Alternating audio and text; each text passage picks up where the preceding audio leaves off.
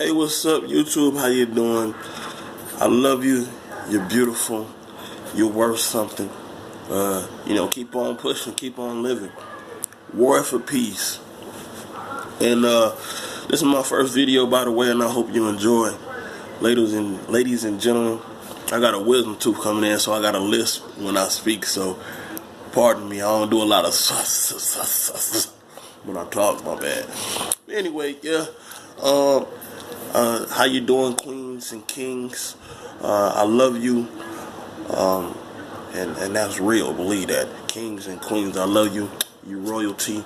And this is a channel where we're gonna be talking about things and topics and values and family and all of that kind of stuff. Religion, things that people don't get and understand. So yeah. I got this janky band-aid, you feel me? Like I just bend my nail back, like opening up this door and it split like my nail back, I'm gangster like that though. Cause I had something to do. I was on my way out the door and dropping my daughter off at school. Wanted her to be there on time, so I just grabbed some tissue, put some tape on that joint. We don't really got band-aids like that, so my bad. But anyway, getting on the topic. Mac Miller, man, God rest his soul. He a young dude, man. And it's crazy. And condolences to his family. I want to talk about Ariana Grande, man. Like, it's kind of big. Everybody talking about how she's responsible for his death. What you think? I'm gonna give my pointer on it, and you can say how you feel, and you can go ahead and just drop it on in the comments or whatever. And don't forget to subscribe too, cause I'm gonna have more. Probably drop maybe 3 videos a week. We'll see how it goes. So let me know what you think. But yeah. So Macklemore, he had his run with the syrup or whatever. Sipping syrup. Everybody know about the drug, the codeine and blah blah blah. I did it too back in my days. But a lot of people having seizures. Fredo Montana from Chicago. I'm from the Midwest. I'm from Milwaukee. So, but Fredo Montana from the Midwest, he had died, from a seizure at 27 years old. And for those who don't know, man, syrup isn't a drug that you enjoy the fruits from. When you reap the benefits of the fruit, like they used to tell me. My family from the South, when you eat a lot, it says minutes on your lips, but years on your hips, right? So basically, you enjoying it right in there, but then just wait for the fruit. It's gonna come. So all that drinking that you're doing, you enjoying it, but it's gonna kill you at the same time, because that's what you sow into. You know what I'm saying? It's like a seed.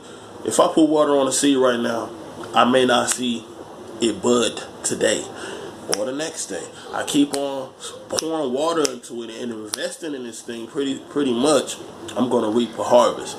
So that's what ended up happening, man, when you drinking the syrup or smoking tobacco. Because I used to smoke too years ago, maybe 6 years ago I used to smoke.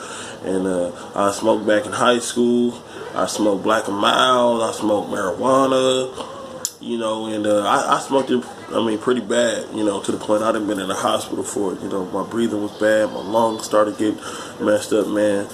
Man, I'm telling you. And I used to be a guy, let marijuana be free, you know what I mean? Like legalize marijuana, I was those guys, and I got people who can agree with it. Bro, he used to smoke like a mother. He used to smoke more than us. Wake and bake. I used to call it breakfast, lunch, and dinner in the car, hot boxing. We used to get it in. Then we used to put the lean on the blunt. You know what I'm saying? So we used to get it in. So, I used to do ecstasy. You feel me? Pop 3 of them at once. You feel me? I was getting it in. I'm not saying it was cool, but to show you, I've been both people, and I've been that person. Some people don't get to make it out. Alright, so anyway, Ariana Grande, everybody's saying it's her fault or whatever for the young man's death, and I don't agree. I feel like Mac Miller is a grown man who is responsible for his own actions. Ariana Grande, on the other hand, she a grown woman who probably outgrown Mac Miller relationship wise, and he kind of took the relationship pretty bad. I mean, I look at it as because they were saying like how he got hooked on the drugs, on how he digested the situation. And I feel like how a person responds to rejection has nothing to do with the other person. The other person said, hey, I'm ready to move on. However you respond to it, that's how you respond to it. It has nothing to do with Ariana. As long as Ariana ain't say you know, you a dog, you less than a man, you ain't worth nothing, blah, blah, blah, you will never amount to anything. And she just left on cool points. Was like, you know what, I just wanna move on. It's not working, Mac. Then cool. You know what I mean? She outgrown her brother. A lot of women outgrow guys, you know, when they move on. Now, I can see if she was being insensitive, you know, not really caring, but you can see sometimes she reached out to Mac. And not to forget, she is in a relationship with the SNL guy. And so Mac Miller, of course, he hurting because he basically want to get back with her. So if she start, you know, talking to Mac Miller, let's just say if she started giving him, she was more sensitive to a situation. Let's just say she started calling him and say, Mac, take care of yourself. What she was saying, she wasn't calling him. I believe she was like putting it on Twitter or something like.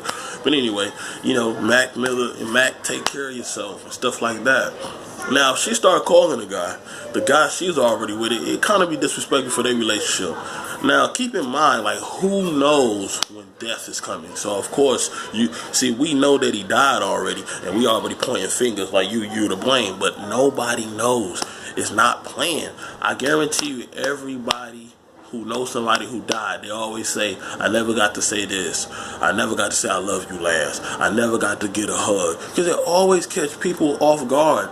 Now, the messed up part about it is when it catch people off guard, they start to blame the people as if it was planned, you know, or you're responsible for it as if it was planned. It wasn't planned. She didn't know. The man was going through some tough times, you know, and it was all about how he digested the situation. He digested the situation pretty badly. You know, it's like his emotional digestive system. You know, some people, I mean, you've been in a breakup. I done been in a breakup. You know, I'm married now, but, you know, I done been in breakups, and yeah, it can be tough. But it's all about how I responded to it, and it's all about how we digest things emotionally. So I feel like his emotional digestive system on how he responded to the rejection or the breakup has everything to do with him. It has nothing to do with her. Because then it won't be fair to her to be bound in a relationship where she's unhappy because she has to cater to a person, you know, especially when she moved on and she have no feelings for a person on an intimate level for him. I mean, you know, she probably care for him as a person, but especially when she want to move on in life, it's not fair to her to be bound because how another person digests life and digest rejection. Unless she was bogus and she cheated on him or something like that. But if it was just a breakup, you know, she's not responsible, you know, for that. You know, go play. My little boy. You know, but she's not responsible for that.